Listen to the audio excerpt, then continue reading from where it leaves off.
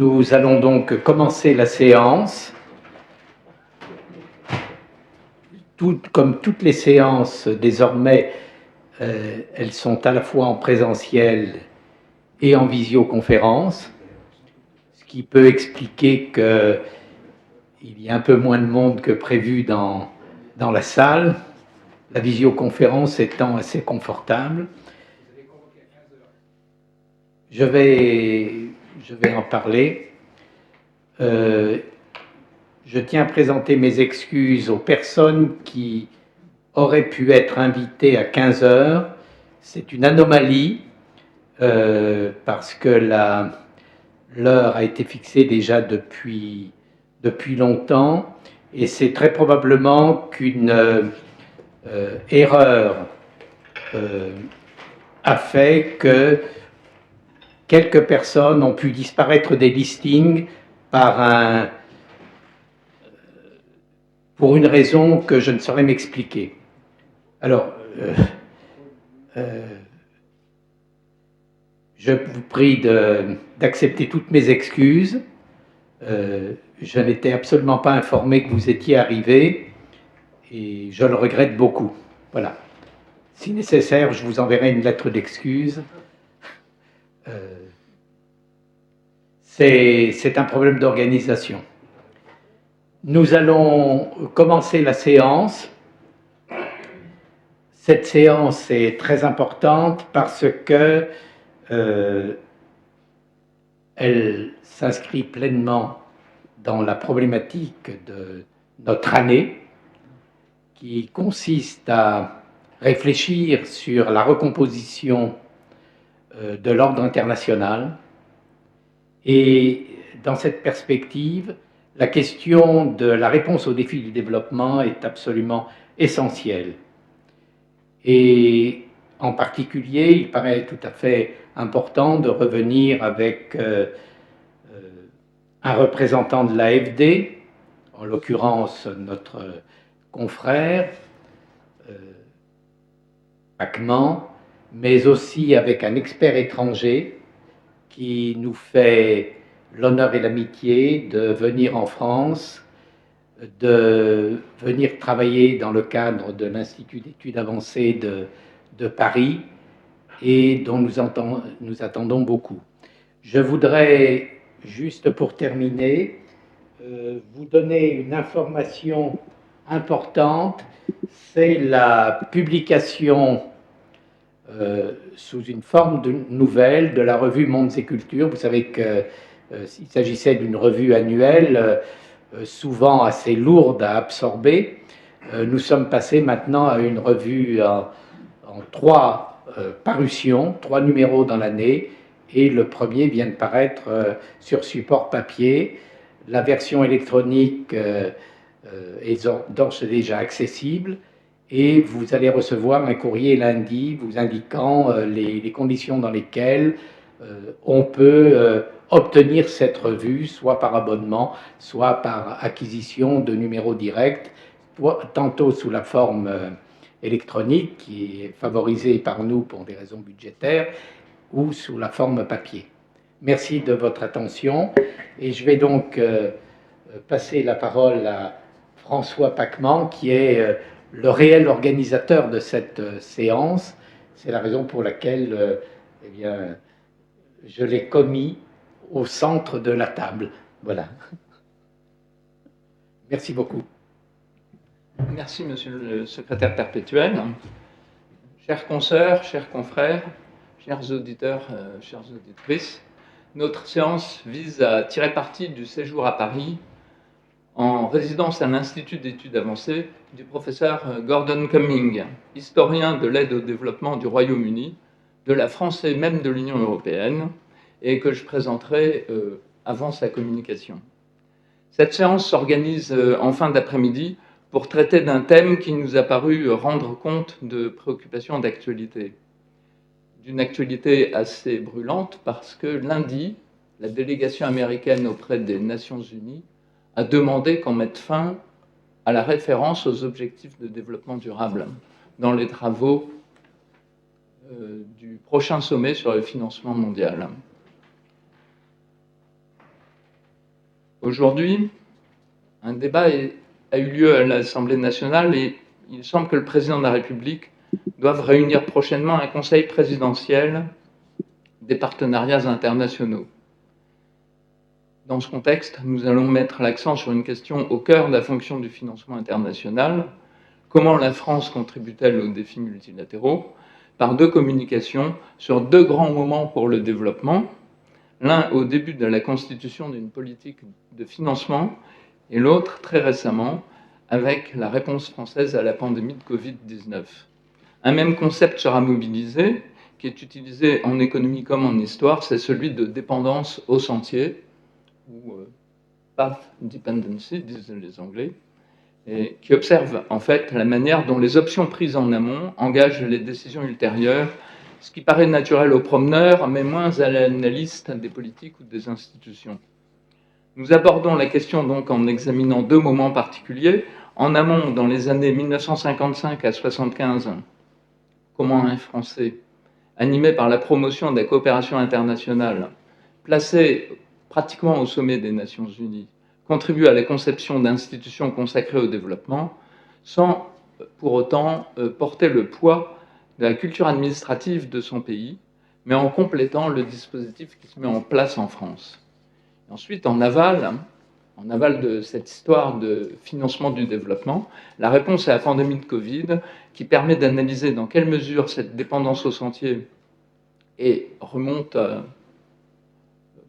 à des temps anciens et quels changements elle a connus. Alors, je veux bien ma présentation, s'il vous plaît. Je vais commencer ma communication qui porte sur Philippe de Seine, une personnalité discrète qui a servi le système des Nations Unies au plus haut niveau qui lui était accessible. Parce que statutairement, la France étant membre du Conseil de sécurité, ne peut pas voir un de ses ressortissants au poste de secrétaire général. Cette communication repose sur la lecture des archives de Seine, dont Pascale Gruson, qui est ici présente, est la dépositaire, et également sur un article écrit avec Pascale Gruson, qui est à paraître cet été dans le numéro 258 de la Revue internationale des études de développement. Cet article s'intitule « Plusieurs décennies hauts fonctionnaires français aux Nations Unies, Philippe de Seine, un colosse intellectuel de l'action collective pour le développement ». Un colosse intellectuel, tel est le terme qu'emploie Kofi Annan pour désigner, dans sa nécrologie, Philippe de Seine. Kofi Annan, qui a servi aux Nations Unies, qui a été également secrétaire général adjoint, n'était pas un homme de superlatif. Et pour qu'il ait employé ce mot, c'est sans doute qu'il faut s'attarder sur la personnalité de l'intéressé. Voici le plan de la communication que je vais vous faire. Elle vise à montrer comment l'engagement de Philippe de Seine dans le sillage de Pierre Mendès France contribue à mettre en place le système multilatéral dans le domaine du développement. Après un rappel sur l'histoire multilatérale, nous allons présenter le parcours de Philippe de Seine jusqu'à son entrée aux Nations Unies, puis dans un deuxième temps, au service des Nations Unies. Alors que se met en place une fonction publique internationale et dans un contexte de relations tendues avec la France. Ensuite, j'évoquerai comment Seine aux Nations Unies s'est placé au cœur de processus fondamentaux, puis je proposerai de dégager quelques grands traits de la pensée et d'action de Philippe de Seine, qui échappent à sa façon à la dépendance au sentier des politiques françaises. Tout d'abord, je voudrais vous faire un petit rappel historique. Comme nous sommes une institution interdisciplinaire, tous ne sont pas familiers de l'histoire des institutions. Et je voudrais distinguer 4 grandes phases de la multilatéralisation. Les premiers pas, qui remontent au milieu du XIXe siècle et qui ont pris la forme de réunions d'experts, et jusqu'à la mise en place de la Société des Nations et d'Organisation internationale du travail en 19, en passant par la mise en place d'institutions spécialisées relatives aux questions postales et de télécommunications. Ensuite, une deuxième phase, qui est la vraie période fondatrice, qui va de la fin de la guerre jusqu'à la création du programme des Nations Unies pour l'environnement, compte 2 générations d'institutions, celles qui ont été pensées pendant la guerre ou juste après, et celles qui ensuite sont mises en place dans les années 60 et au-delà. Enfin, une troisième période qui est la période des crises, et que j'appelle la deuxième période fondatrice, en ligne avec le concept de biens publics mondiaux, qui voit notamment la création de l'Organisation mondiale du commerce et une forme particulièrement intense de la coopération multilatérale avec des grandes conférences thématiques pendant une dizaine d'années. Enfin, aujourd'hui, on observe une nouvelle forme du multilatéralisme, de l'action collective, sous forme d'action collective intra-étatique, par des banques, des agences, des organisations de la société civile, etc. À chacun de ces 4 temps, l'influence des États membres s'exerce par plusieurs canaux, dont les principaux sont les positions exprimées, les personnels, les financements, les actions conjointes avec les institutions multilatérales, etc. Autant de canaux d'action par où est possible aussi une influence inverse du système multilatéral vers le système, vers les pays, vers les États membres. Une rétroaction. Le système ne va pas que dans un sens. Et cette rétroaction peut être assez forte, notamment pendant la période fondatrice, notamment pour l'aide au développement, parce que la transition de la mise en valeur coloniale vers l'aide au développement est rendue possible justement par ce qui se passe dans le système multilatéral, qui vient donner une légitimité à une politique qui, sans cela, serait dans la continuité de la mise en valeur coloniale. Alors, des personnalités sont associées à toutes ces périodes.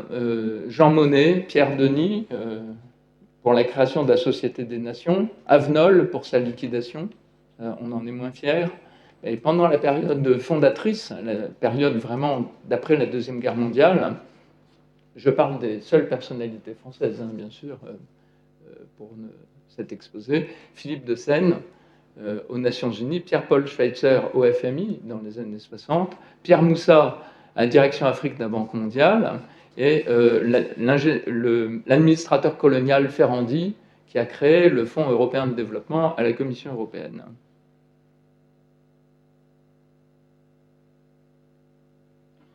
Parmi toutes ces personnalités, Philippe de Seine présente la double caractéristique d'être celui qui est resté en poste le plus longtemps, 20 ans, et celui auquel le moins de travaux ou de citations est consacré. Pourtant, le département des affaires économiques et sociales qu'il dirige et fait croître couvre un vaste domaine de compétences.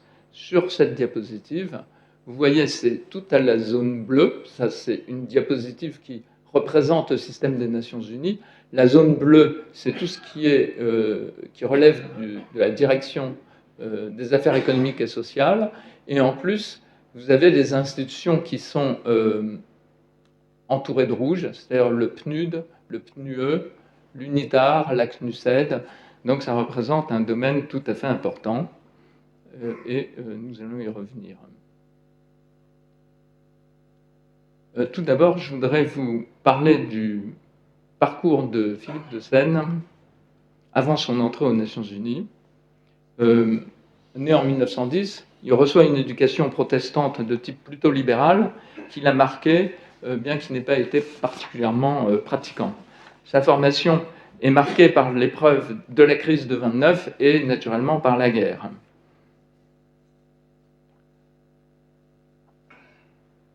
Pendant la guerre, il est fait prisonnier en 1940, est incarcéré à l'Oflag de Grossborn, où il rencontre les philosophes Michael Dufresne et Paul Ricoeur, et il y a même une chambrée des philosophes qui est restée dans l'histoire de cet Oflag, et une université y est créée, comme dans de nombreux Oflag, et Philippe de Seine y suivra des cours de droit. Il n'était pas juriste, il était rentré avant la guerre à l'inspection des finances, et la guerre l'a mobilisé alors qu'il venait de terminer les 4 années de tournée qu'on fait après l'entrée à l'inspection des finances. Sa guerre alors, Philippe de Seine apparaît tout en haut à droite. C'est une photo qui nous a été donnée par l'amicale des prisonniers de Grosse-Borne. Certainement, il est difficile à reconnaître, mais ça vous met dans l'ambiance de sa guerre. Autre caractéristique, il a tenté plusieurs fois de s'évader, ce qui fait qu'il a été muté vers des camps de plus en plus rigoureux. À la fin de la guerre, libéré en mai 1945, il rentre à Paris aux finances. Il est membre de la délégation française à la conférence de Paris sur les réparations en 1945 et 1946. Et c'est à ce moment-là également que sont jetées les bases de la coopération française avec la loi du 30 avril 1946. Il fait à ce moment-là la connaissance de Pierre Mendès France. Voici des photos qui me viennent de l'Institut Mendès France. Ah, je n'arrive plus à avancer et qui montrent Pierre Mendès France pendant la conférence de Bretton Woods, où Pierre Mendès France a dirigé la délégation française. Pierre Mendès France est tout à fait convaincu de l'importance de la fonction publique internationale qui se constitue à cette occasion, et il va consacrer, après Bretton Woods, plus de 12 ans de sa vie à des responsabilités de représentant de la France, enchaînant ce qui ne serait plus possible aujourd'hui, les institutions de Bretton Woods et celles des Nations Unies. C'est du fait de la spécialisation des diplomates dans celle des Nations Unies et des financiers dans celle de Bretton Woods, ce parcours est tout à fait exceptionnel. Pierre Mendès France sera aussi un représentant de la France à la CEPAL, la Commission économique pour l'Amérique latine, et c'est là que se forge une sorte de trio entre Pierre Mendès France et son compagnon Georges Boris, d'une part, et puis d'autre part, Philippe de Seine, qui est alors qualifié par un témoin d'inspecteur des finances non conventionnel. Et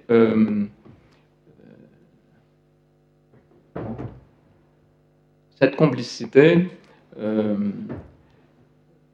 va certainement déterminer la vocation de Philippe de Seine, qui rejoint le cabinet de Pierre Mendès France lorsque celui-ci devient président du Conseil, mais début décembre 1954, le secrétaire général des Nations Unies propose à Philippe de Seine le poste de responsable des affaires économiques et sociales aux Nations Unies, et Philippe de Seine a alors 44 ans.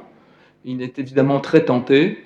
Comme l'idée vient apparemment de Georges Boris, Pierre Mendès France laisse partir son conseiller, son très très proche conseiller, et il est en effet convaincu que c'est aux Nations Unies qui pourra le mieux déployer leur vision commune, qui consiste à miser sur le multilatéralisme et sa construction. Dès son arrivée, Seine voit le rôle transformateur des ressources humaines et il souhaite mettre l'accent sur les programmes d'assistance technique, qu'ils soient plus riches, mieux dotés, plus puissants, et il exprime tout de suite la préoccupation de leur efficacité, en soulignant combien elle peut être immense, en permettant des changements majeurs dans les pays qui en sont bénéficiaires, mais combien elle doit s'accompagner de redevabilité, fût-ce seulement à l'égard des pays d'accueil. Et on voit là la dimension éthique de son engagement professionnel. Autre aspect, c'est une époque où se constitue la fonction publique internationale. Elle se développe sous l'effet d'accroissement des États membres. Lorsque Philippe de Seine est dans la délégation française aux Nations Unies, il n'y en a encore que 60. Le nombre d'États membres est alors gelé jusqu'à ce que Philippe de Seine entre aux Nations Unies. Et à partir du moment où Seine entre aux Nations Unies, à partir de 1955, il y a un essor qu'on ne retrouvera pas ensuite du nombre de membres qui passe de 60 à 144. À 144 en 1975, lorsque Philippe de Seine prend sa retraite. Donc c'est une transformation tout à fait majeure qui soulève des problèmes spécifiques, hein, et notamment parce que le secrétaire général s'est illustré par cette réflexion sur l'éthique de la fonction publique. Et à l'époque, il n'y en a guère. Hein. En 1953, on compte 3000 cadres aux Nations Unies et guère plus de 500 à la Banque mondiale. D'où vraiment une réflexion nécessaire quant à la nationalité. Et Sen parle de sa nationalité en 1960. Il dit qu'au fond, ce qu'il tient de la France, c'est naturellement sa formation, mais aussi beaucoup plus important, une théorie de la séparation des pouvoirs qui a pris naissance en France et qui d'ailleurs peut se retrouver dans d'autres pays comme aux États-Unis. Mais aux États-Unis, dit-il, c'est une question d'équilibre des forces. Alors qu'en France, ça peut être attribué à la pensée de Montesquieu, et c'est une séparation qui est fondée sur la nature même des fonctions, et qui repose sur le principe qu'il y a différents types de questions qui sont susceptibles de différents traitements. Ainsi, Sen ne tourne pas le dos au modèle français qu'il a vu mettre en place. Il œuvre à la conception d'un système différent qui le précède et le complète, de façon attentive à ce que chaque institution exerce bien son rôle dans la complémentarité. Dans le même temps, la France n'est pas dépourvue d'ambivalence vis-à-vis des Nations Unies. Concomitance ou rétroaction, dès 1956, la France met en place des programmes d'assistance technique à ces colonies qui deviennent indépendantes. Donc ça fait écho à la mobilisation particulière des Nations Unies sur ce thème. Et la France va y consacrer des effectifs très importants qui compteront en dizaines de milliers. Mais tout le monde se souvient de la phrase de De Gaulle en 1960, le machin qu'on appelle l'ONU. Cette phrase qui est restée dans l'histoire et en toile de fond. Il y a naturellement des tensions liées à la question algérienne, mais plus tard ça va se nuancer parce que De Gaulle aura conscience de l'importance du vote aux Nations Unies des pays africains. Et donc, au moment où la France engage son investissement propre dans le développement, au moment où s'engage également la mise en place de l'aide européenne dans les années 60, au moment où se crée le ministère de la coopération, la relation avec les Nations Unies est particulièrement complexe, mais c'est encore moins tendu toutefois que ce qui se passe en matière de défense, notamment dans le cadre de l'OTAN. Si la France reste globalement distante, en particulier De Gaulle s'est illustré par le fait qu'il n'est jamais intervenu à l'Assemblée générale des Nations Unies. En fait, beaucoup d'analystes s'indignent de cela, et d'autant plus que certains commencent à voir l'importance d'investir dans le système des Nations Unies, ne serait-ce que pour le réformer afin qu'il remplisse mieux ses fonctions. Dès lors, pendant cette période un peu difficile, il importe à Sen de durer pour incarner les valeurs du multilatéralisme, et Sen va s'y consacrer avec une longévité vraiment exceptionnelle. Certes, l'attribution à un individu est très difficile dans le système multilatéral, car par construction, la multiplicité des intervenants, la complexité du fonctionnement, le nombre de parties prenantes rendent la responsabilité individuelle difficile à tracer. La négociation procède souvent de façon non écrite, non documentée, avec des effets de type catalyseur ou d'alchimie, davantage qu'en termes d'attribution à tel ou tel. L'influence de Sen est mentionnée notamment en termes de talent de négociateur, capable de produire un compromis particulièrement pertinent, ce qu'on trouve dans quelques témoignages. Il a une grande capacité de contextualiser, d'abord parce qu'il contextualise par l'analyse économique, c'est la vertu de venir des finances. Ensuite, parce qu'il est présent dans de très nombreuses institutions, et il a une vision panoptique du système des Nations Unies et du système du développement qui se met en place, et dont il est témoin. Son insertion dans de nombreuses communautés contribue à la diffusion comme à l'actualisation de sa pensée. Et le temps particulièrement long où il sert à DESA est en outre un atout dans un monde où se tissent des relations personnelles entre les négociateurs. La deuxième fois qu'on voit quelqu'un, c'est quasiment devenu un ami, et la troisième fois, un familier dans ce monde. Et donc, le moment venu, ça permet de mobiliser la confiance et l'estime mutuelle qui sont au cœur de la production de consensus.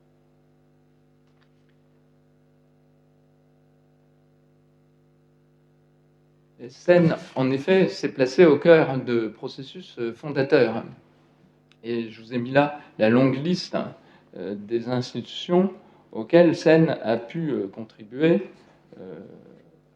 à la création desquelles Seine a pu contribuer, donc de 1959 à 1974, hein, depuis la création de l'Association internationale de développement. Comme financier, Seine était très intéressé par l'idée d'avoir des crédits bonifiés. Il n'a pas directement participé à la mise en place de l'AID, mais il a beaucoup œuvré dans ses discours pour qu'il y ait un lieu multilatéral où il puisse y avoir des crédits bonifiés. Naturellement, son rôle est essentiel dans la création d'ACNUSED, qui était pour lui la conséquence logique du fait qu'il y ait de très nombreuses adhésions parmi les pays en développement, et qu'il fallait naturellement un forum pour parler des sujets qui les intéressaient. Et puis, il a été par ailleurs particulièrement sensible au fait que les politiques globales ne sont pas qu'affaires d'État, mais qu'elles sont aussi façonnées par les comportements du secteur privé, et qu'il fallait, le cas échéant, les réguler lorsqu'elles échappent à la régulation de l'État. C'est une fonction des Nations Unies que de travailler à la régulation des multinationales. À l'époque, il n'y avait pas du tout de possibilité de régulation de ces sociétés, et donc l'œuvre de Seine va se traduire par la mise en place en 1974 de deux instances qui visent à l'une à l'information et la recherche sur les sociétés transnationales, et une autre, une commission qui vise à travailler à formuler des recommandations sur le sujet. Donc c'est un parcours particulièrement fécond qui est rendu possible par le fait que le système des Nations Unies est tout à fait ouvert, et que Seine, sans jamais l'écrire, sans jamais le dire, met en place une sorte de subsidiarité, c'est-à-dire identifie très bien ce que le niveau supérieur des Nations Unies permet effectivement de construire comme espace politique. Dans ce contexte, je voudrais vous montrer Seine avec Outante. Il s'est très bien entendu avec Dag Hammarskjöld. Il a même fait son intérim après la mort tragique de Dag Hammarskjöld pendant quelques mois, quelques semaines en tout cas, jusqu'à l'arrivée de son successeur. Il avait, parmi les secrétaires généraux, vraiment le premier rang. Alors, je voudrais dire très vite les trois composantes de sa pensée du développement. Elle s'articule autour de l'analyse des économies, à travers la participation ou la création de commissions économiques régionales, une analyse qui inclut toujours la compréhension des tendances du commerce mondial, et qui va jusqu'à une fine analyse du politique, hein, mais aussi des capacités à mettre en place dans les États pour qu'ils puissent se mobiliser politiquement. Deuxièmement, pour lui, le développement est une responsabilité aussi bien internationale que nationale, et la présence sur le terrain contribue à penser le développement à toutes les échelles, et en particulier localement, au niveau des représentations, aussi bien que des experts déployés. Enfin, il pense très important de donner la parole aux acteurs, à toutes les parties prenantes du développement, et le modèle constitué dans la Commission économique pour l'Amérique latine l'a beaucoup inspiré. C'est pour ça qu'il s'est toujours efforcé d'être présent dans les commissions régionales. Alors, quelle relation? Alors, on a un petit bruit parasite. Je ne sais pas si vous m'entendez bien. Quelle relation Seine entretenait-il avec la coopération française? L'aide française, de 1946 jusqu'aux années 80, est restée très atypique. Elle compte en 1961 parmi les trois plus grands donateurs. En 1961, les États-Unis, le Royaume-Uni et la France comptent pour 80% d'aide publique au développement. Mais la représentation de la France dans le débat multilatéral est compromise par le sous-investissement des Nations Unies, et rapidement par la baisse de son poids relatif, parce qu'au fond, dès qu'on crée le comité d'aide au développement d'OCDE, les pays de l'OCDE vont mettre en place des aides bilatérales. Et puis, dans les années 80, le modèle français qui repose sur des sociétés d'État, des sociétés d'économie mixte, hein, et tout un dispositif qui va être dans le viseur des programmes d'ajustement structurel des années 80. Et dans les années 80, il va y avoir une véritable normalisation, c'est-à-dire le système d'aide français va va de plus en plus se rapprocher des systèmes d'aide, tout en gardant des spécificités, notamment par exemple le Ça fait ne marche pas, comment je vous fais? Notamment le fait d'avoir un volet financier à travers la Caisse centrale ou l'AFD aujourd'hui très important. Et la part des Nations Unies reste très modeste dans l'effort français, de l'origine jusqu'à nos jours.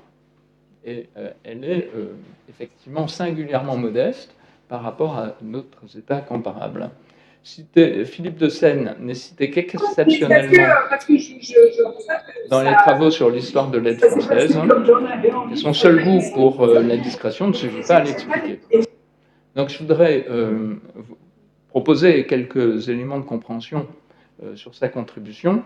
Tout d'abord, aujourd'hui,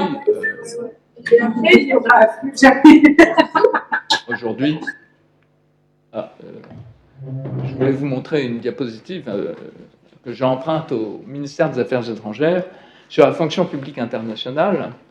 Celle-ci compte un nombre croissant de personnes qui est passé à plus de 200 000, selon un décompte établi en 2005, peu après le décès de Philippe de Seine. Bonjour. Aujourd'hui, 20 000 Français relèveraient de statut de fonctionnaire international.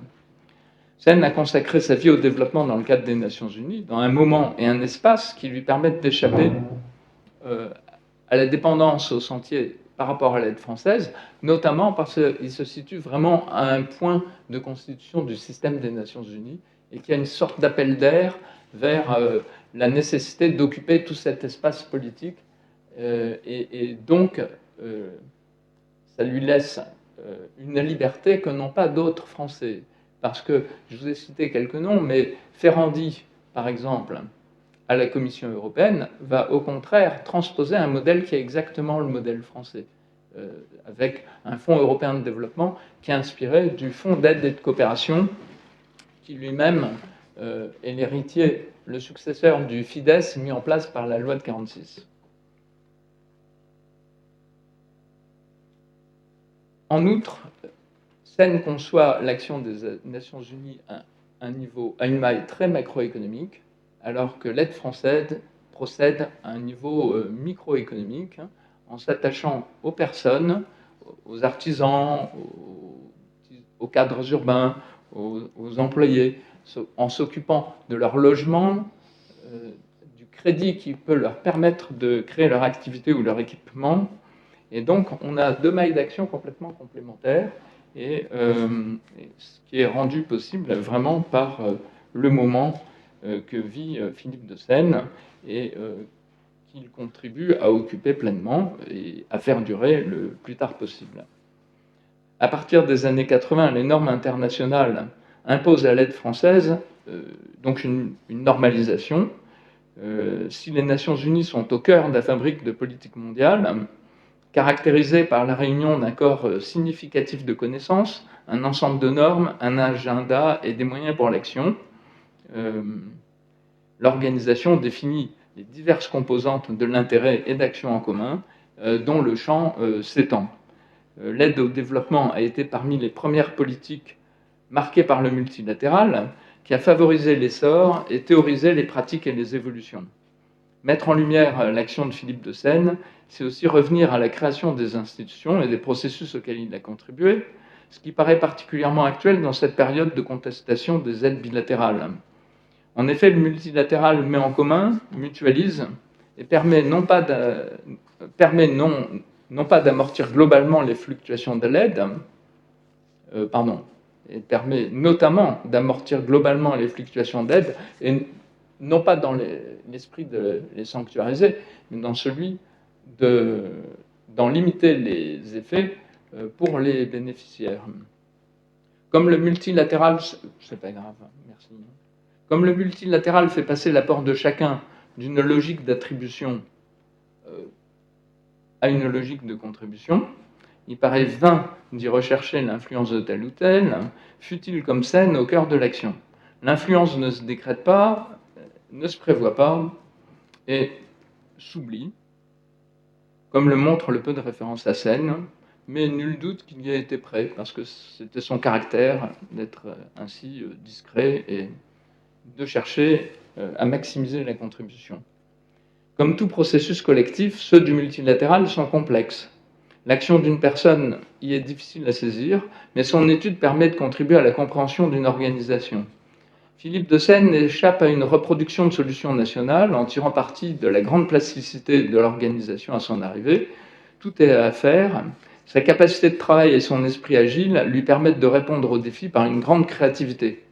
Sans doute est-il possible de prendre la mesure de la façon dont il s'affranchit de la dépendance au sentier, en le comparant à Ferrandi, comme on l'a fait, et ça suggère une approche comparative entre ces diverses personnalités qui ont été dans les institutions au moment de leur fondation, parce que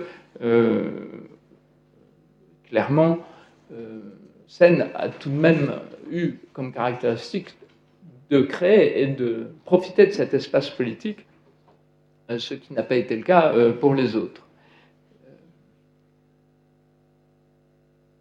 Évidemment, Seine a pu faire cela parce qu'il avait trouvé une juste distance par rapport à la France, une juste distance par rapport à la chose publique, hein, où il y avait à la fois sa discrétion naturelle, mais quelque part l'effet des distances qu'avait la France par rapport aux Nations Unies.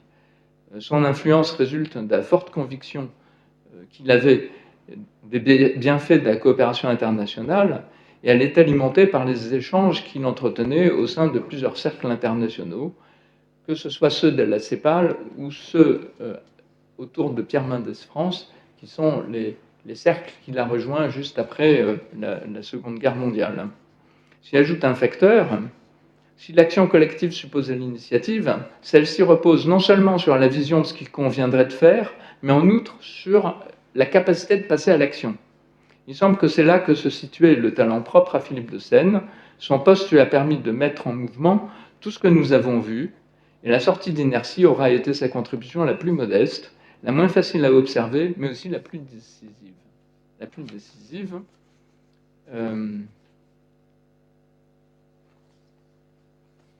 Et ben, je vais en rester là pour ce qui concerne Philippe de Seine. Je vous remercie pour votre attention. Monsieur le Perpétuel, est-ce qu'on garde les questions pour la fin et je présente Gordon Cumming? Je vous conseille de le faire. Ce sera plus intéressant de croiser les deux communications et d'avoir un débat plus général. Merci. Alors, je voudrais vous présenter, selon l'usage et la coutume, notre invité, le professeur Gordon Cumming, de l'Université de Cardiff, qui est actuellement boursier de l'Union européenne à l'Institut d'études avancées de Paris. Spécialisé dans les politiques de développement françaises, britanniques et européennes, Gordon Cumming est un ancien diplomate, membre de la Royal Historical Society. Je ne sais pas si je dois mettre beaucoup d'accent français en prononçant... de la Learned Society of Wales et de l'Institut d'études du Commonwealth. Ses recherches portent sur les politiques de sécurité et de développement françaises, britanniques et européennes, auteur de nombreux ouvrages, notamment de Aid to Africa, French and British Policies from the Cold War to the New Millennium. Il a bénéficié de bourses prestigieuses. Pendant son séjour à l'Institut d'études avancées de Paris, il explore et compare les réponses de l'aide étrangère à la Covid-19 de 4 principaux donateurs bilatéraux, la France, le Royaume-Uni, les États-Unis et la Suède. Il examine comment les donateurs ont adapté leurs programmes de développement à l'étranger, en particulier en Afrique, et interroge la résilience du régime d'aide, le système de normes convenues qui fonctionne dans les milieux de donateurs depuis de nombreuses décennies. Donc ce régime d'aide, il interroge face au plus grand défi sanitaire mondial de notre génération. Voilà, Gordon.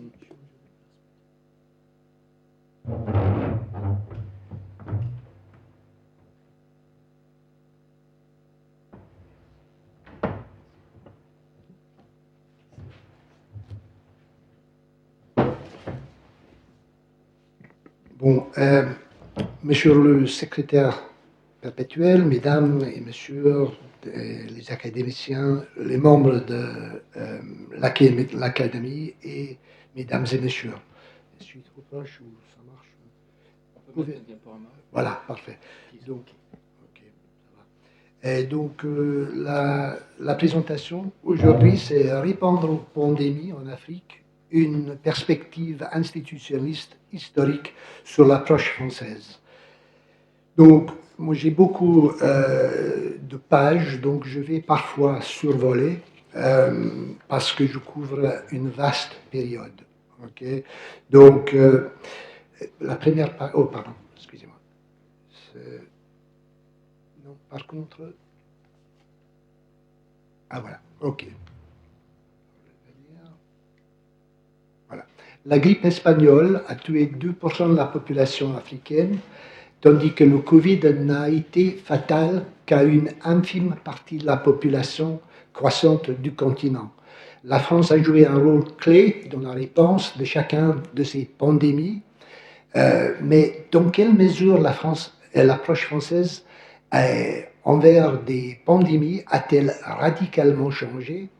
Et y a-t-il des pratiques de longue date et des idées plus anciennes de l'époque même coloniale qui ont continué à fonctionner ou qui ont refait surface au moment du Covid? Donc ces questions sont centrales à cette présentation et pas adéquatement traitées dans la littérature sur la grippe espagnole, qui a tendance à se concentrer sur des débats sur les origines de ces virus, la Chine, Kansas, Étaples, le nombre de morts, 20, 50, 100 millions, et sur des leçons, les leçons à apprendre. Là, on voit en bas à droite 48 millions de morts, mais il y en a ceux qui disent 100 millions de morts. Donc la littérature sur le Covid est beaucoup plus expansive, mais a tendance à négliger la contribution française, surtout en Afrique. Il n'y a pas énormément d'études là-dessus. Il n'y a presque pas d'études. Donc, en faisant cette espèce de comparaison, il y a quand même des problèmes méthodologiques, évidemment, parce que c'est deux périodes très différentes, deux contextes extrêmement différents, qui ne se prêtent pas forcément à la comparaison. Donc, à l'époque de la grippe espagnole, la France était une puissance coloniale avec peu de compréhension des virus. Au moment du Covid, la France n'était plus en charge, évidemment, et était un leader dans le domaine de la médecine moderne dans un monde globalisé. Okay. Donc, deux contextes très différents. Est-il possible de lier ces deux contextes? Donc, une façon de le faire, c'est par le biais des path dependencies, ou dépendance au sentier, dépendance de chemin. Alors, qu'est-ce que ça veut dire? Ça veut dire que quand il y a une fourchette historique dans la route, vous emprunterez un chemin particulier et vous aurez tendance à continuer sur ce chemin plutôt que de rebrousser chemin. Imaginez par exemple sur l'autoroute, vous avez manqué la sortie, alors vous continuez quand même, hein, parce que pour revenir, il y a des coûts associés. Donc c'est la même notion. Et ça, l'institutionnalisme historique se concentre sur ces dépendances au sentier pour identifier les connexions et les discontinuités dans des pratiques au fil du temps. Donc, il y a des fautes de frappe ici, mais cette recherche va commencer à esquisser les prémices de l'institutionnalisme historique, regarder les dépendances au sentier pendant la grippe espagnole et pendant les décennies suivantes, et après, on va identifier un tournant historique, c'est vers l'an 2000, et ça va être une nouvelle trajectoire. Et la question que l'on va se poser, c'est est-ce que la France a continué sur cette nouvelle trajectoire lors de la pandémie du Covid? Okay? Donc ça, c'est un peu la structure. Donc, évidemment, au niveau méthodologique, il y a d'autres problèmes en termes de comparaison. C'est pas les pandémies ne concernent pas les mêmes familles de virus. Le profil clinique des patients n'est pas pareil. Et la France, évidemment, n'a pas adapté la même approche à tous les pays africains. Donc, ça, c'est quelques problèmes méthodologiques, mais le gros problème, c'est vraiment accès à des archives, des matériaux, des données d'archivage. Pourquoi? Ben, au moment de la grippe espagnole, c'était la fin de la Première Guerre mondiale, il y avait la censure de la presse. Donc, vous voyez en bas à droite, la grippe espagnole a gagné l'Europe. En France, cette influenza est bénigne et elle est guerre. Mais par contre, si vous regardez le traitement des soldats allemands, ils vont dire oui, mais cette grippe tue les Allemands. Donc, cet élément était présent de la même manière que quand on a vu le Covid, le président Trump a parlé de China virus et tout ça. Donc, il y a toujours comment faire avec. Nous, on n'est pas touchés, c'est les Allemands. Hein. Donc, il n'y a pas eu beaucoup de débats au Parlement. Dans les colonies, il y a un manque d'effectifs, un manque de records, et ça s'applique également aux colonies britanniques. Là, dans les colonies britanniques, un manque de dossiers médicaux, mais en plus, la grippe n'était pas une maladie à déclaration obligatoire. Donc, ils n'ont pas, dans les colonies britanniques, ils n'ont pas pris de très bons records non plus. Hein. Donc, institutionnalisme historique, je n'ai pas besoin d'entrer dans les détails, mais il y a deux façons d'expliquer les changements. Les moments critiques, et là, ça crée une nouvelle trajectoire, et puis les processus endogènes qui créent de petits changements, mais de petits changements petit à petit, ça peut vraiment créer une petite transformation. Donc, la grippe espagnole et l'approche de la France. Donc, la grippe espagnole est arrivée en Afrique vers la fin de la Première Guerre mondiale, quand les soldats étaient en train de se démobiliser. Elle a frappé en 3 vagues principales. La deuxième était de loin la plus meurtrière. Là, on a besoin de sources. On a trouvé 2 sources intéressantes. Gustave Martin, l'existence au Cameroun, et un travail de la part de Myron Eckenberg qui s'est servi des archives au Sénégal. Il a trouvé un seul dossier, un seul, sur la grippe espagnole. En partie parce que le Sénégal avait été atteint aussi par la peste. Et c'est la peste qui a vraiment causé, et qui est restée dans la mémoire collective au Sénégal. Donc, ces 2 sources permettent quand même d'identifier 3 path dependencies, 3 habitudes ancrées, 3 façons de mener la politique.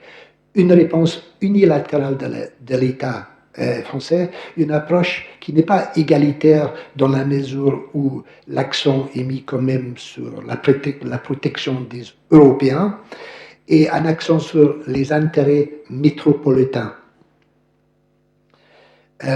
Donc, Gustave Martin et son rapport indiquent que l'État français était vraiment en charge au Cameroun à partir de 1916, parce que les Français avaient battu les Allemands et ils avaient pris le contrôle du Cameroun.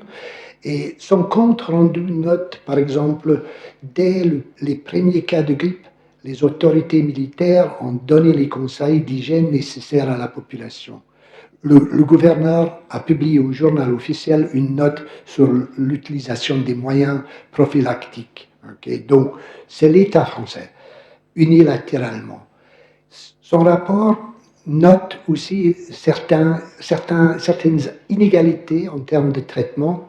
Donc, tous les Européens hospitalisés ne souffrant pas de la grippe et qui pouvaient difficilement reporter leur traitement ont été évacués. Les Européens avaient également accès aux traitements pour soulager l'inconfort, des traitements qui coûtaient trop cher pour la population locale.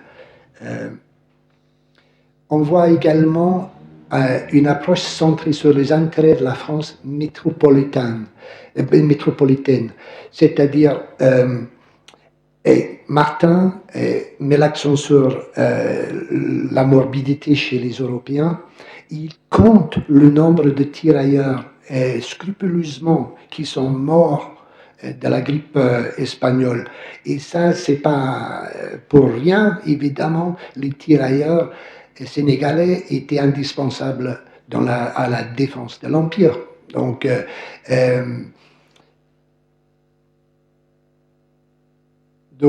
évidemment, la ligne est plus dure envers les habitants, surtout les nomades.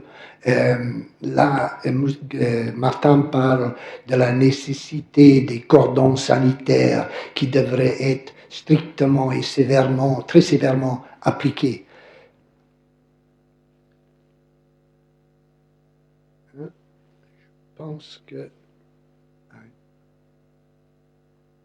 Voilà, merci. Donc maintenant, tournons à l'autre source, c'est le cas du Sénégal. Ici, encore une fois, c'est une approche unilatérale, ce qui n'est pas étonnant parce que le Sénégal accueillait le gouverneur général, Vollenhoven, ça c'est lui, et le gouverneur, l'évêque.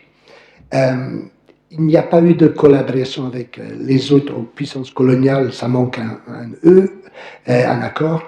Les Britanniques, par contre, ont été blâmés parce que les Britanniques savaient qu'il y avait un bateau avec des Brésiliens infectés qui arrivaient au port de Dakar et n'ont rien dit. Donc, il n'y a absolument pas de coopération, c'est l'État français.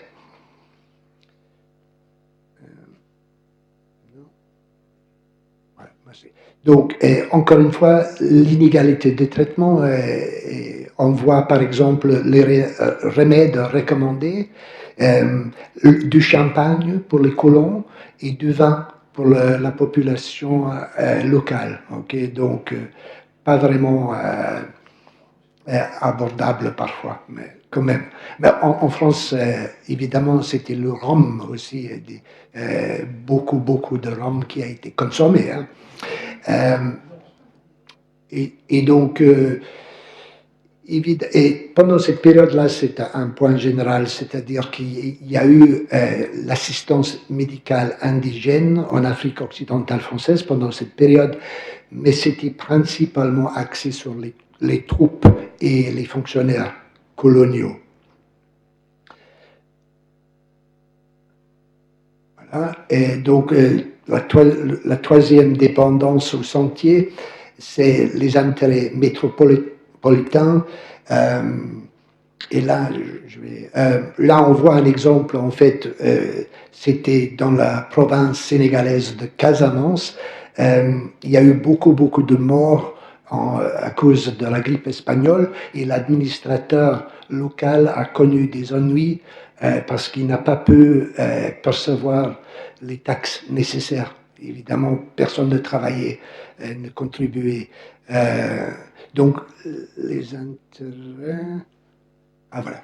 Et donc, l'intérêt en termes du Sénégal aussi, quand il y a eu cette grippe espagnole, les colons présents voulaient le brûlage des villages, hein, qui étaient trop proches des résidences européennes, mais les administrateurs coloniaux voulaient un peu garder la paix et ne pas avoir de la compensation à payer. Mais en fin de compte, ils ont décidé de brûler le village de Guet Endar ignorant dans le processus les coutumes locaux. Par exemple, des cadavres ont été brûlés, ce qui a été particulièrement problématique pour les musulmans, la population musulmane. Voilà. Là, on voit Gate Endar et vous voyez aussi l'hôpital militaire juste à côté. Donc, c'était un moment. Donc, ok, donc ça, c'est la période de la grippe espagnole. On se dit un contexte complètement différent. Mais maintenant, c'est une vaste période que je suis en train de condenser après la grippe coloniale. Mais je trouve qu'il y a beaucoup de similarités. Donc, le reste, l'époque coloniale, évidemment, c'est l'État français qui est en charge. La seule contestation vient de la part de la Société des Nations et de son comité de la santé et de l'hygiène, qui deviendra plus tard l'Organisation mondiale de la santé. Okay. Alors la France a aidé à créer l'Organisation mondiale de la santé, mais aurait vraiment préféré une organisation intercoloniale pour gérer des affaires spécifiques à l'Afrique. Oups. Je suis allé trop loin là, pardon. Oh. Excusez-moi. Ok. Donc là, c'était l'État français qui mène le jeu. En plus, il y a toujours un côté un peu inégalitaire dans l'approche vis-à-vis de la santé, c'est-à-dire on voit que la syphilis, par exemple, il y a un traitement différent pour les Africains, pour les Européens, et l'omidine a été injectée dans les bras des personnes locales, mais c'était considéré trop dangereux pour les Européens. Donc pendant cette période, on voit... Et d'ailleurs, l'État français n'a pas énormément subventionné l'Institut Pasteur, malgré l'excellence de son travail dans la découverte de toutes sortes de vaccins. Et les intérêts français à cette période restaient primordiaux, mais en fait étaient plutôt axés sur comment faire fonctionner l'économie. Et donc, ils voyaient la maladie de sommeil comme un véritable problème parce que l'économie ne fonctionne pas quand il y a autant de maladies de sommeil. Donc, pas énormément d'investissement à ce moment-là. Donc, ça, c'est jusqu'à 1946. Ça, c'est les chiffres. Et donc, après l'indépendance de l'Afrique francophone, on s'attend à ce que ce soit une transformation totale. Mais en fait, il y a aussi des similarités dans cette période. Donc, on voit que, évidemment, l'État français travaille beaucoup plus avec l'OMS, la Banque mondiale, la Commission européenne, mais en 82, 80% de toute l'aide française est bilatérale. Okay, reste bilatéral. La France n'est plus responsable de l'égalité d'accès aux soins, mais fait quand même pendant cette période un très bon travail en termes de l'assistance technique. 50% de toute l'assistance technique est fournie par la France. Okay. La France est particulièrement spécialiste dans le domaine de la recherche sur le VIH. Hein. Et on va en parler tout à l'heure.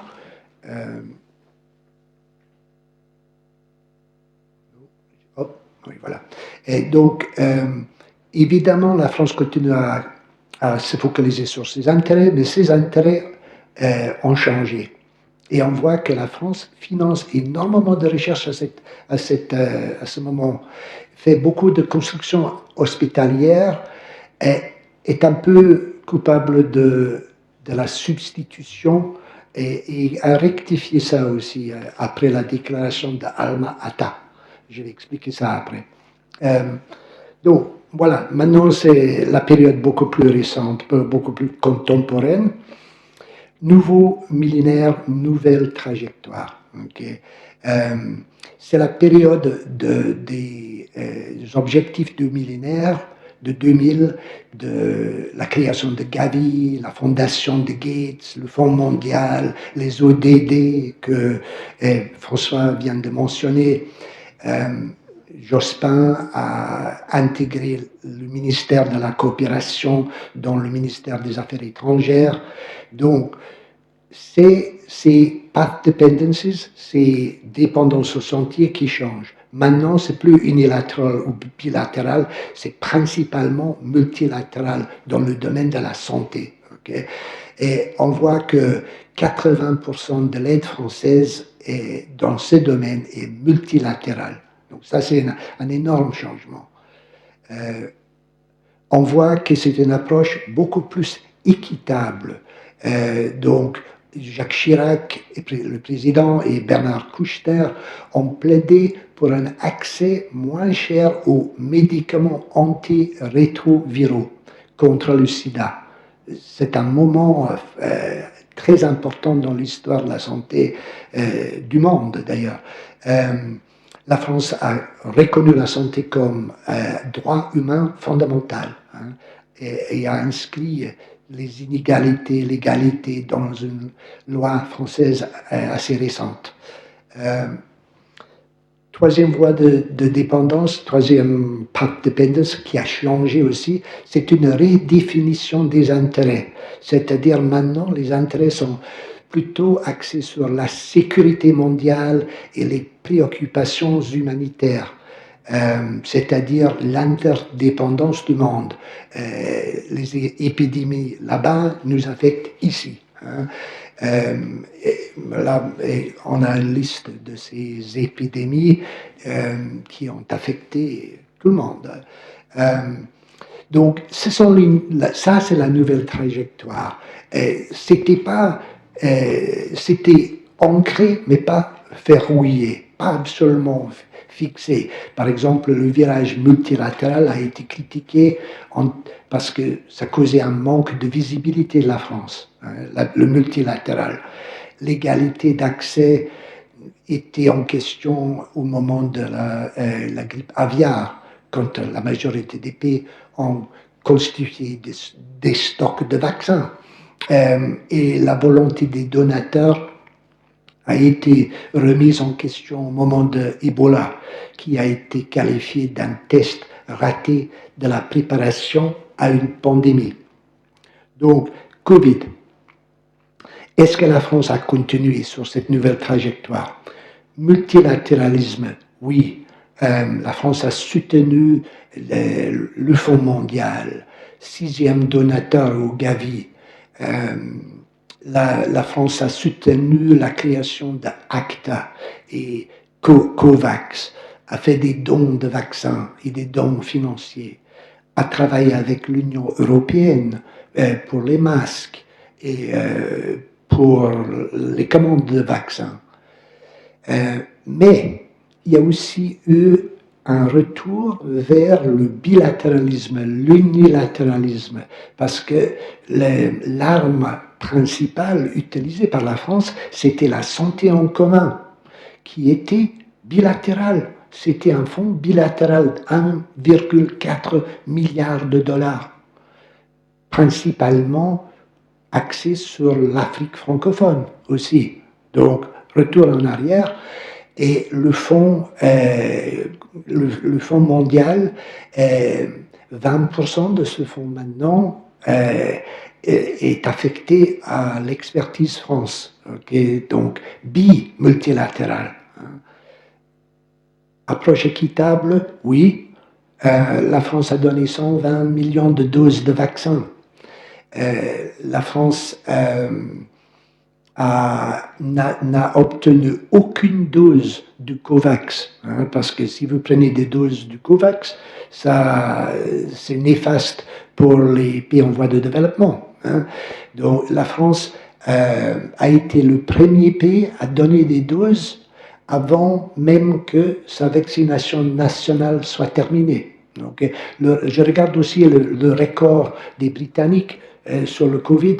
Et la France a bien mieux performé que la Grande-Bretagne, surtout sous Boris Johnson.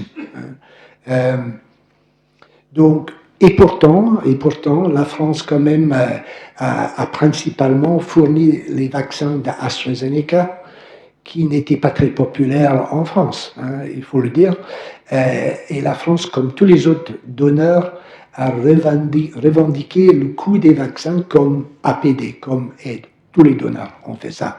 Et la France a aussi fait un peu de diplomatie des vaccins dans la mesure où quand la France a donné des doses au Rwanda par le biais de COVAX, la France a souvent oublié de mentionner COVAX, donc donnant l'impression que c'était plutôt bilatéral. Donc tous les donateurs ont fait ça aussi, donc c'est pas exceptionnel. Alors, est-ce que la France a continué sur cette notion de sécurité mondiale, humanitarisme mondial? Oui, mais en révélant aussi les contradictions de cette approche. Donc, oui, la France a adhéré à une stratégie Une Santé. La France a renforcé les capacités des pays comme le Sénégal pour faire leurs propres vaccins. Et la France a vraiment fait des efforts à ce niveau-là. Mais en fin de compte, la raison d'État, l'intérêt national était toujours présent, naturellement.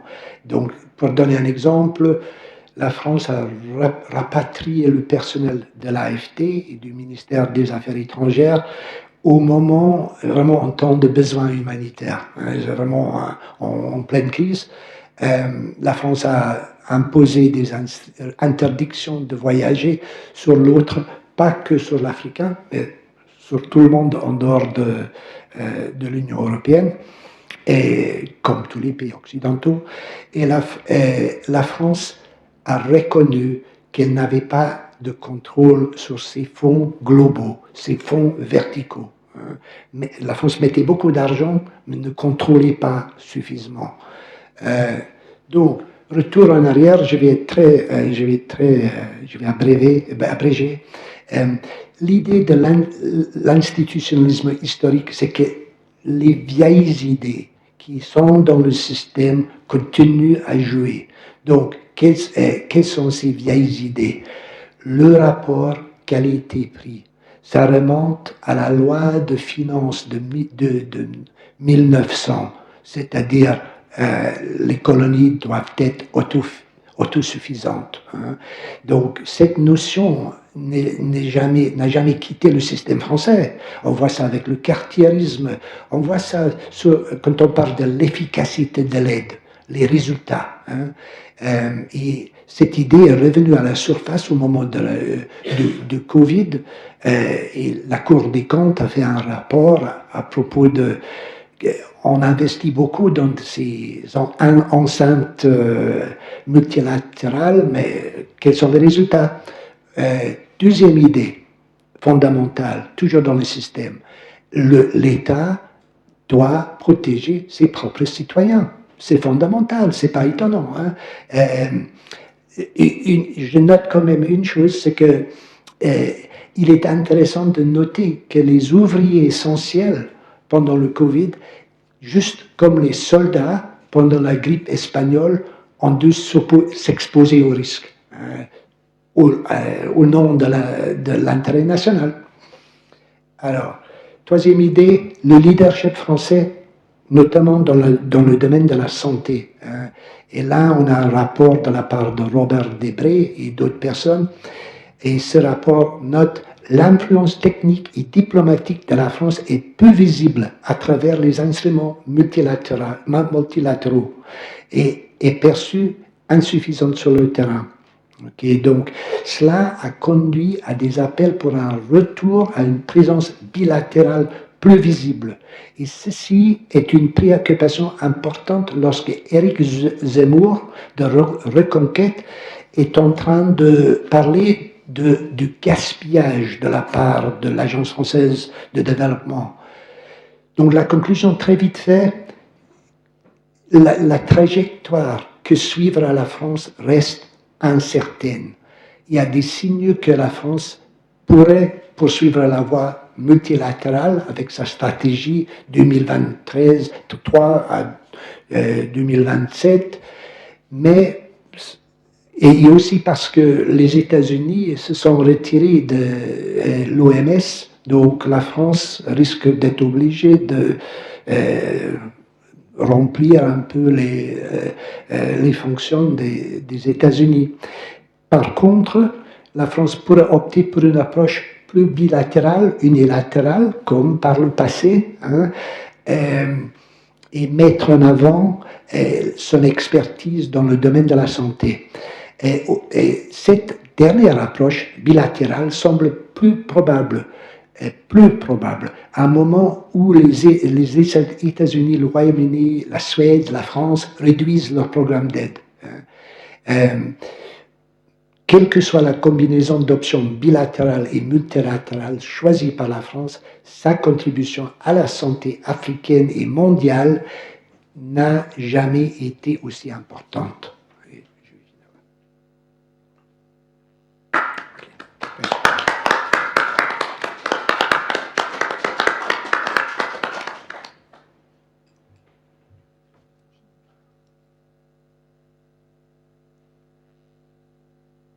Je propose donc que nous ouvrions un débat croisé autour de ces deux interventions. Pourrais-je vous demander trois interventions ou questions destinées à l'un ou l'autre de nos deux intervenants qui souhaitent prendre la parole le premier?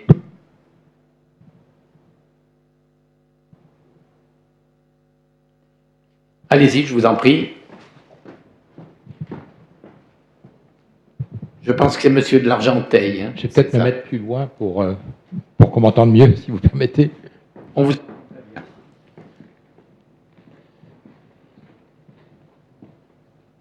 tout cas, merci beaucoup pour ces présentations, notamment sur Monsieur de Seine, que je connaissais mal.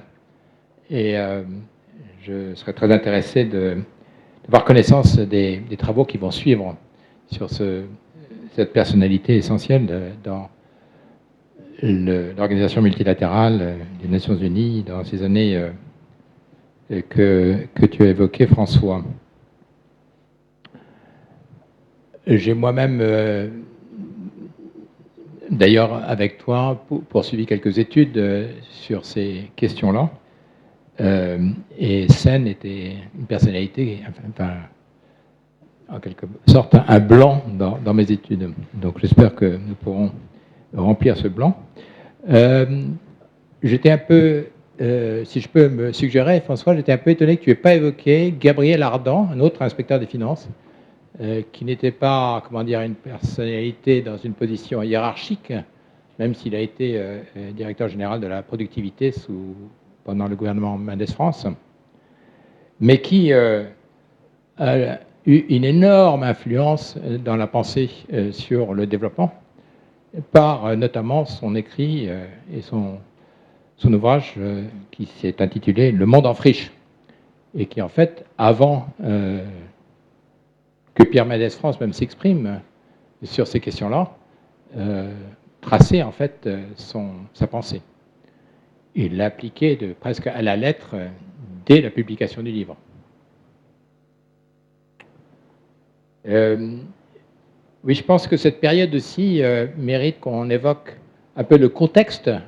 C'était juste avant l'arrivée de Sen, mais quand même, c'était cette chasse aux sorcières qui sévissait aux États-Unis. Il n'est pas sans rappeler ce qui se passe actuellement. Ça a commencé avant même la guerre de Corée et ça s'est terminé en 1954 avec la confusion de Joseph McCarthy. Mais je relisais l'été dernier l'ouvrage The Best and the Brightest de David Langerham sur la manière dont les États-Unis se sont fourvoyés dans le Vietnam, avec des personnalités éminentes comme Robert McNamara, le président de la Banque mondiale, après avoir été ministre de la Défense, et à quel point, même dans les années 60, l'influence de cette chasse aux sorcières jouait encore cette phobie, enfin, cette obsession sur le communisme. Et tout ça pour dire que, pour moi, dans cette réflexion sur le développement du multilatéralisme, nous en parlions il y a 3 jours dans un colloque organisé par l'IRIS. Il y avait l'IRIS, il y avait la fondation Aspen, qui célébrait le 80e anniversaire des Nations Unies.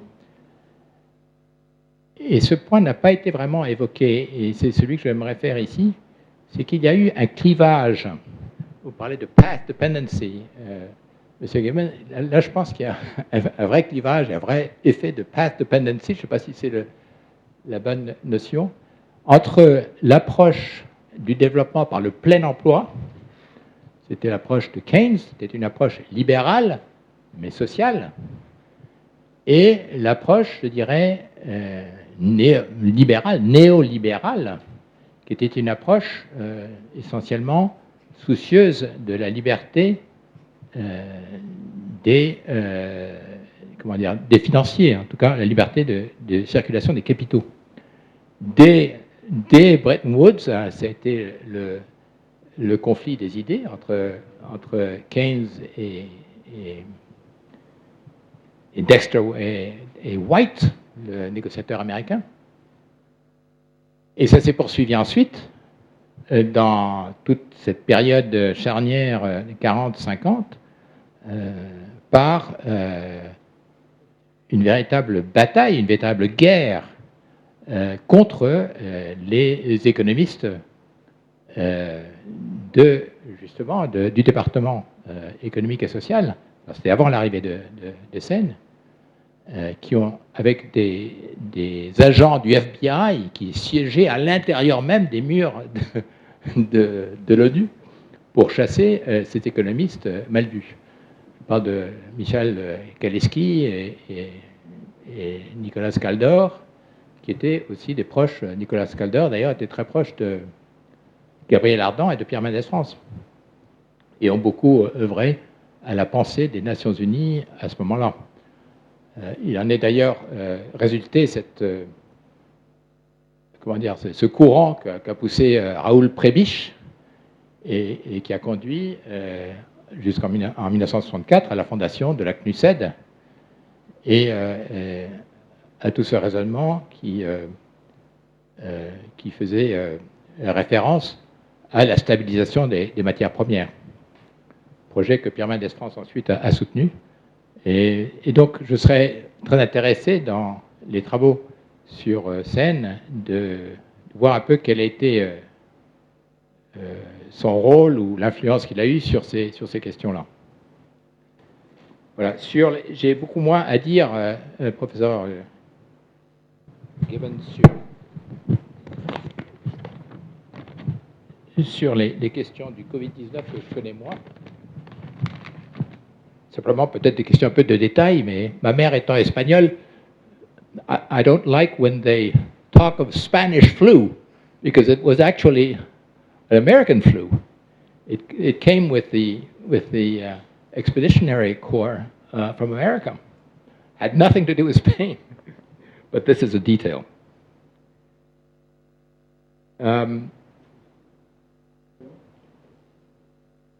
Just maybe a point of context that may be of interest is on the behavior of France regarding multilateralism. I was always when I was in the World Bank, people asked me, well, why is France so interested in Africa, of all places, of such a difficult place to work in? And I did not really have the answer, until I came to France and I found the answer in the textbooks of my children. And the answer was that during the great debate in the 19th century between Clemenceau and Ferry, about colonialism. Clemenceau was against the colonialism, and Ferry was in favor.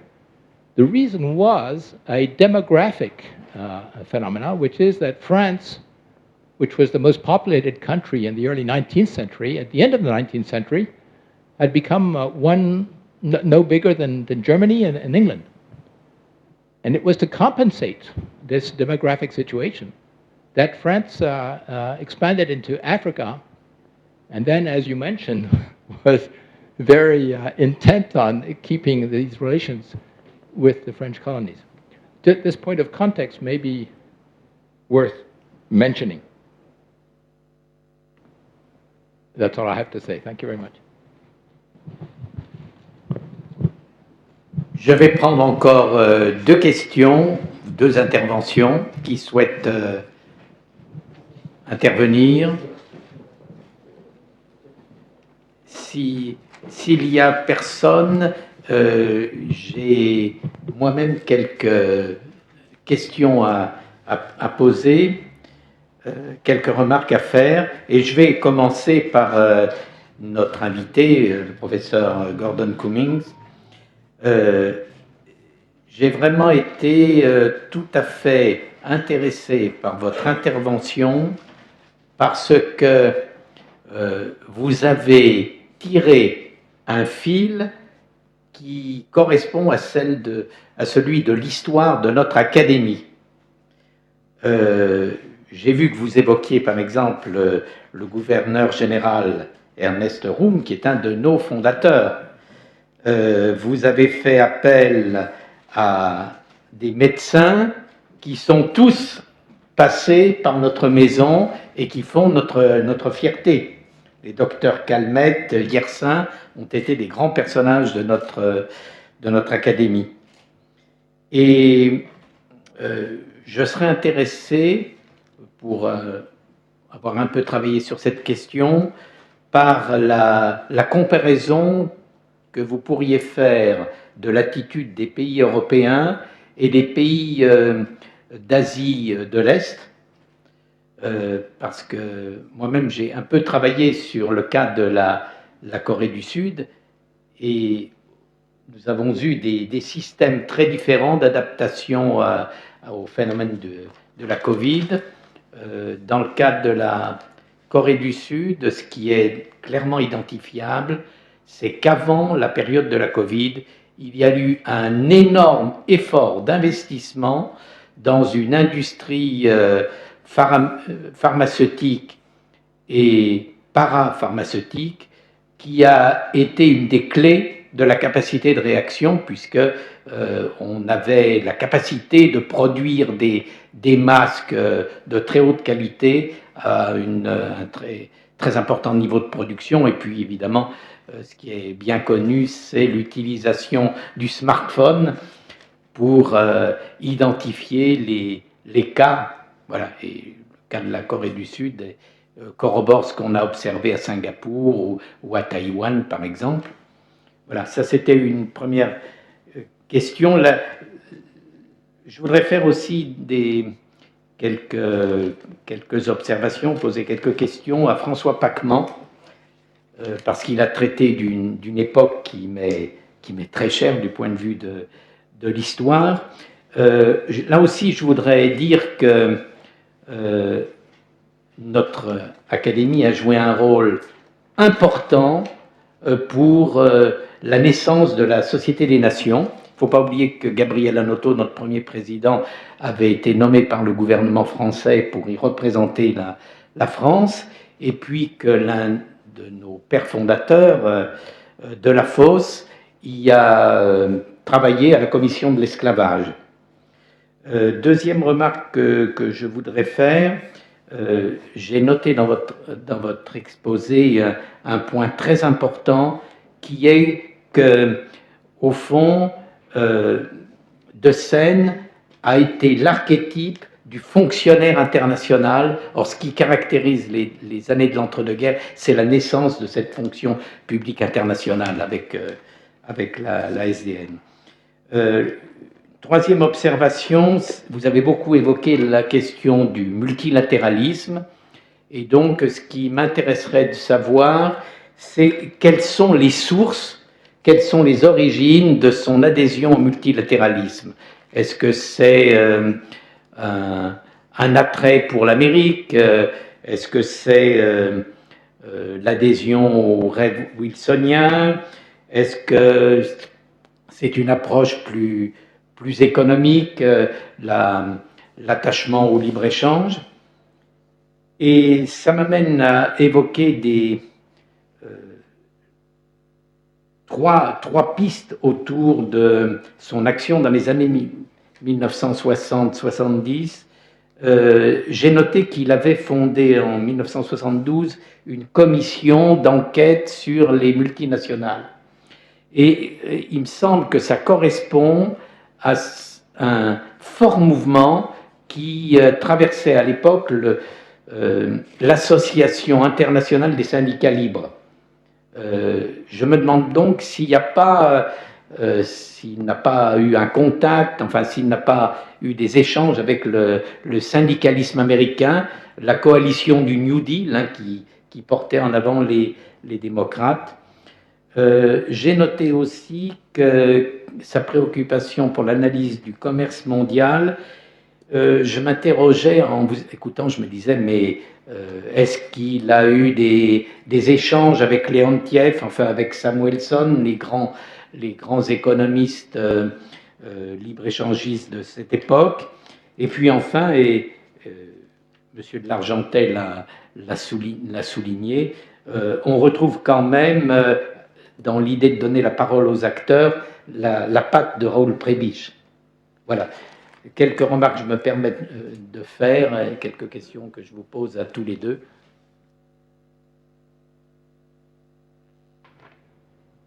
Y a-t-il une troisième intervention, troisième question?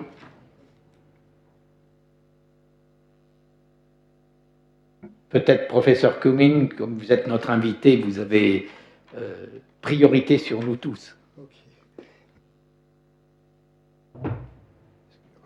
Et donc, la première question, je vais répondre en français parce que pour la salle, mais après on va sûrement parler en anglais. Vous allez entendre mon accent écossais qui est apparemment incompréhensible. Okay.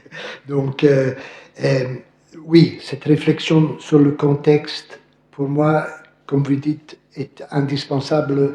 Ça explique, et surtout Albert Sarraut, qui avait réalisé que l'Afrique était une source d'hommes pour des soldats, mais pour la main-d'œuvre aussi.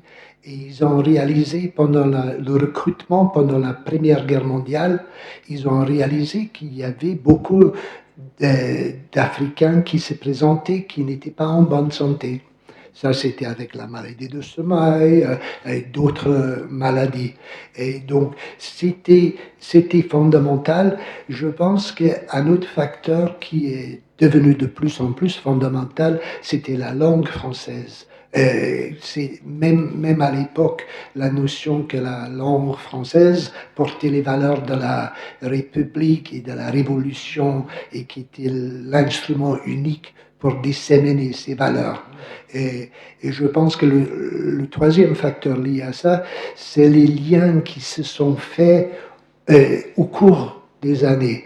Quand vous pensez au nombre de coopérants qui sont allés en Afrique, alors là, ça crée des liens que nous, on n'a jamais vraiment eu en Angleterre. Au Royaume-Uni, on n'a jamais eu ces relations affectives qui perpétuent le système, les liens entre la France et l'Afrique. Et donc, oui, le contexte est absolument fondamental. Sur les différents médecins qui ont été importants à cette fondation et les différents administrateurs coloniaux, comme vous dites, Ernest Röhm a créé l'assistance médicale indigène, qui était vraiment une révolution, même si c'était limité à l'époque, parce qu'ils n'avaient pas beaucoup d'argent. Et les différents médecins étaient entre les plus brillants du monde.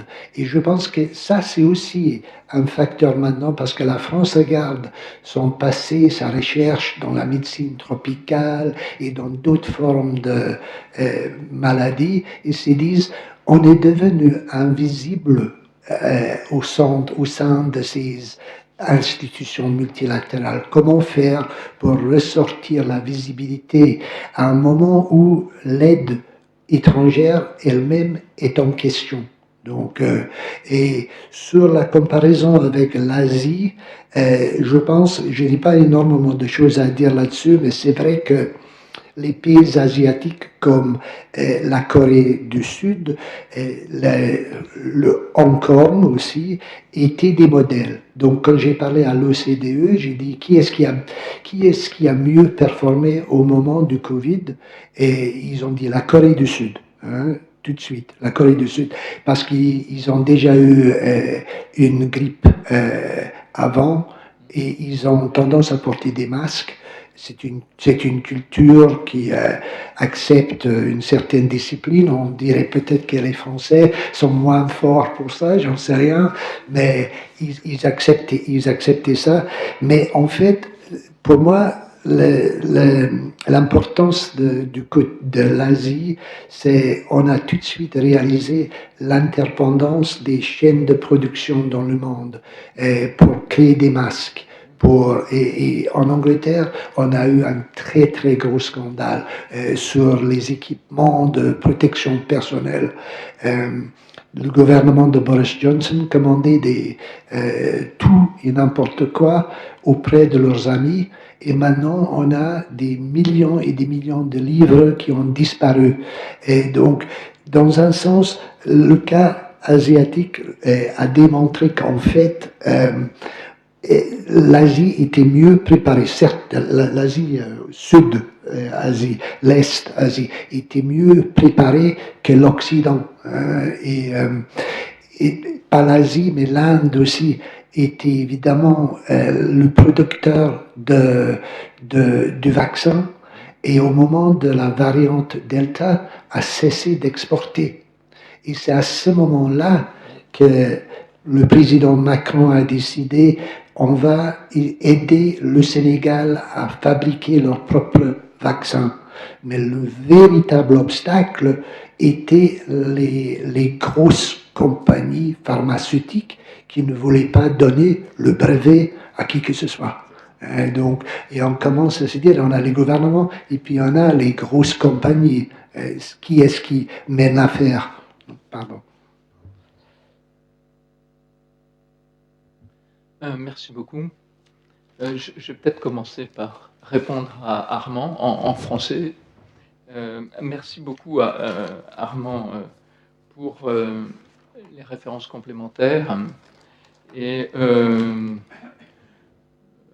pour la remise en contexte par rapport à la chasse aux sorcières aux États-Unis, qui est très envahissante effectivement dans l'organisation à ce moment-là. Et les archives sur lesquelles nous avons travaillé sont essentiellement constituées par un recueil de discours qui a été réuni par les assistantes de Philippe de Seine quand il a quitté les Nations Unies. Et donc, c'est un volume très très important, de plusieurs centaines de pages, et qui est très précieux parce que si on va à la pêche aux archives à travers le système d'archivage des Nations Unies, en fait, tout est tellement dispersé et long à retrouver qu'on peut sans doute trouver des documents étonnants, mais totalement par hasard. Donc ces recueils sur lesquels on a travaillé contiennent par exemple un discours de 1956 que je retrouve et où Sen, qui est aux Nations Unies depuis 2 ans, se voit interrogé sur la question « Y a-t-il une philosophie aux Nations Unies ?» Et il est incroyablement prudent sur cette question. D'abord, qu'est-ce que peut être une philosophie aux Nations Unies? Et puis, faut-il qu'il y ait une philosophie multilatérale? Est-ce qu'on ne risquerait pas d'interdire de compromis en ayant une philosophie trop ferme? Et je mets en relation ce que tu suggères sur l'importance de la chasse aux sorcières avec effectivement son discours très nuancé sur une philosophie. Et c'est tout à fait à la fin qui dit, au fond, la seule philosophie sur laquelle on peut être absolument confiant que ça doit être une philosophie des Nations Unies, c'est l'idée de passer des intérêts nationaux à l'action collective. Et il invite à ce moment-là à observer que les Nations Unies, à travers notamment leurs conseils économiques, parlent en effet, au fond, d'une certaine forme d'altruisme. Et c'est pour lui l'essentiel de son message sur la philosophie des Nations Unies. Mais c'est très très peu de choses. Et donc, au fond, la question que tu me poses me permet de mettre en lumière son embarras dans ce discours, son esprit très nuancé, mais néanmoins ferme. Et ça répond en partie à la question de Monsieur Perpétuel sur, au fond, sa motivation. C'est sans doute que le multilatéral est un endroit où on peut échapper à la seule loi de l'intérêt national. Donc les archives sur lesquelles on a travaillé sont des archives essentiellement publiques, et le personnage Philippe de Seine laisse assez peu d'archives personnelles. Et si on regarde la vie privée de Philippe de Seine, on découvre qu'il a vécu à l'hôtel pendant 20 ans, quand il était secrétaire général des Nations Unies. Il vivait à un hôtel qui était à 1,5 km à pied des Nations Unies. On doit avoir l'adresse dans l'article qu'on a publié avec Pascal Gruson. Et cet homme, dès qu'il arrive aux Nations Unies, se lance à corps perdu dans le travail et ne fait quasiment que travailler.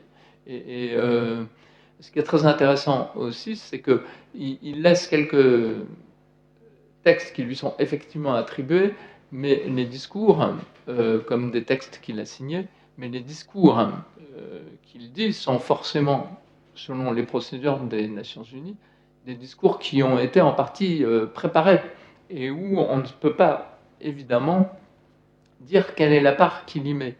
Donc c'est très difficile de faire la bibliographie d'une personne, tout comme c'est effectivement très important de rappeler, comme tu l'as fait, un certain nombre de grandes références intellectuelles, et bien sûr Gabriel Ardan, qui, à mon avis, est le père de tout l'effort français de stabilisation des matières premières qu'on trouve dans l'aide européenne, beaucoup plus avec le STABEX, entre autres, et qui était au cœur de ce qu'a dit des convictions de Pierre Mendès France, notamment. Mais là-dessus, Philippe de Seine aussi, c'est très difficile d'attribuer son action à une école ou une autre, notamment parce que dans ses discours, il livre une parole qui est une parole vraiment extrêmement institutionnelle et qui dit peu de choses sur son parcours personnel.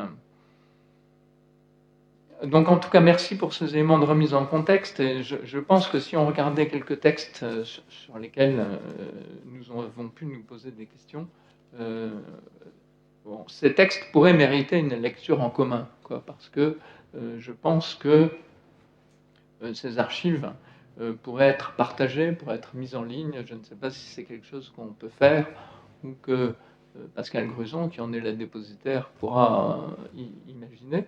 Mais c'est intéressant parce que je pense qu'elles sont au cœur de la constitution du système des Nations Unies que nous connaissons aujourd'hui, et qui est un système qui emprunte évidemment à la Société des Nations. Et je vous remercie, Monsieur le Perpétuel, d'avoir évoqué ce modèle, et en particulier le statut du personnel de la Société des Nations, qu'on trouve dans le journal officiel, qui est en ligne, sur Gallica, est très impressionnant comme statut du personnel. Et il se trouve que je l'ai étudié en détail pour une étude que j'ai faite sur l'égalité homme-femme dans le monde du développement, et les dispositions qu'il contient sur l'égalité homme-femme sont tout à fait avant-gardistes. Mais avant la guerre, si on ajoute les personnels de l'Union postale universelle, les personnels de l'Organisation internationale des télécommunications et de la Société des Nations, on a moins de 1000 personnes. Et donc, en termes de sociologie de la fonction publique internationale, on est vraiment tout à fait dans les balbutiements. Et qu'est-ce qui se passe ? L'inspecteur... alors, l'inspection des finances, c'est pas mal intéressé, en fait, à la Société des Nations. Mais le dernier secrétaire général est un inspecteur des finances qui va liquider la Société des Nations et son personnel va être réduit quasiment à néant. Alors, je n'ai pas cité les effectifs de l'Organisation internationale du travail, je n'ai pas trouvé du tout de données là-dessus, je n'ai aucune idée de ce que ça a pu être. Tout ce que je peux constater, c'est que 10 ans après San Francisco, 10 ans après la fin de la guerre, les effectifs qui sont avancés dans la littérature pour les Nations Unies, c'est 3000 personnes. Peut-être y en avait-il 10 000. Aujourd'hui, il y en a 20 fois plus. Et certainement, ce qui s'est passé avec ces 10 000 personnes, il y a peu de personnes qui ont été impliquées dans les deux aventures. Une des personnes a été le conseiller proche de Jean Monnet, qui s'appelait Pierre Denis, et que j'ai étudié en détail avec notamment mon ami Philippe Houlmont, qui a écrit un très beau livre sur Pierre Denis. C'était le fondateur de la Caisse centrale de la France libre, donc l'établissement auquel j'appartiens. Donc c'est un modèle vraiment important, et il se trouve que la Société des Nations pâtit beaucoup trop d'une image totalement négative, alors qu'elle contient en germe beaucoup de choses, et qu'à mon avis, elle a été insuffisamment étudiée. Mais c'est le même type d'amnésie qui touche à la Société des Nations, et probablement les premiers pas des Nations Unies dans les années 50-60. Qu'est-ce qui fait la motivation de Philippe de Seine ? Je pense que certainement l'engagement de Pierre Mendès France devait être contagieux, mais ce qui est certain, c'est que pour Philippe de Seine, il y a une idée très lumineuse qu'il livre par petites bribes et éventuellement assez tard, et qui consiste à dire il n'y a pas que la paix qui mérite la collaboration entre les nations, mais en matière économique, la collaboration entre les nations est absolument essentielle. Et ça, j'y vois un effet de l'observation de la crise de 29 et de la sortie de la crise de 29. Et quand il exprime des sentiments, c'est à l'occasion de la crise de 29, dans ses discours. Pardon. Je me permets d'évoquer une question qui est très importante, c'est les négociations tournant autour de la dévaluation du Front populaire en 1937. En fait, c'est un bon exemple de coopération internationale avec l'espoir de reconstruire un système monétaire international rationnel. Et ce que vous dites, c'est complètement le climat de l'époque. Enfin... Oui, c'est passionnant. Et je crois que cet homme a été forgé par cela, qui ne livre que par des choses qui affleurent dans les discours. Mais ces discours méritent d'être lus dans l'ordre chronologique, d'être recontextualisés, sachant que, par exemple, par les discours, on a pu reconstituer des voyages qu'avait fait Philippe de Seine. Mais quand on fait des enquêtes, on s'aperçoit que Philippe de Seine a visité la Guinée, est allé voir Sékou Touré. Il n'y a aucune trace dans les archives des Nations Unies de ce qu'il a fait en Guinée. De pourquoi, comment, ce que ça implique. C'était sans doute un moment assez fort. Donc il y a beaucoup de choses qu'on ne sait pas, et l'idée que nous avons eue avec cet article qui va paraître cet été, que nous avons fait avec Pascal Gruson, c'est d'essayer d'intéresser déjà à sa personne à travers une revue qui touche le monde du développement, la Revue internationale d'études de développement, et peut-être qu'il faudrait effectivement trouver le moyen de développer un peu d'ergonomie autour des archives officielles, ainsi mises en ordre par ses secrétaires, parce que ça permettrait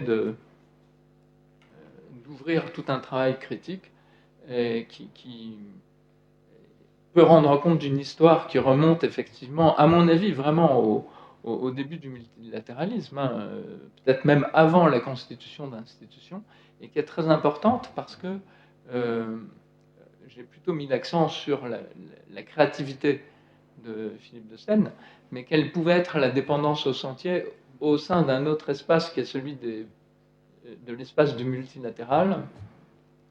Je veux dire, en quoi les premiers pas de la Société des Nations ont été des contraintes pour les cadres des Nations Unies et pour les fonctionnaires internationaux de l'époque. ça remettrait en cause, ça remettrait sans doute en question, ou ça permettrait de nuancer ce que j'ai pu dire sur la manière dont Philippe de Seine s'est affranchi du modèle français. Pour moi, Philippe de Seine a été très créatif parce que, par comparaison avec d'autres Français qui ont été dans le système multilatéral, lui n'a pas transposé le modèle français, mais il a vraiment utilisé l'institution où il était plongé pour la faire grandir et créer des instruments propres à une maille qui est vraiment la maille supranationale.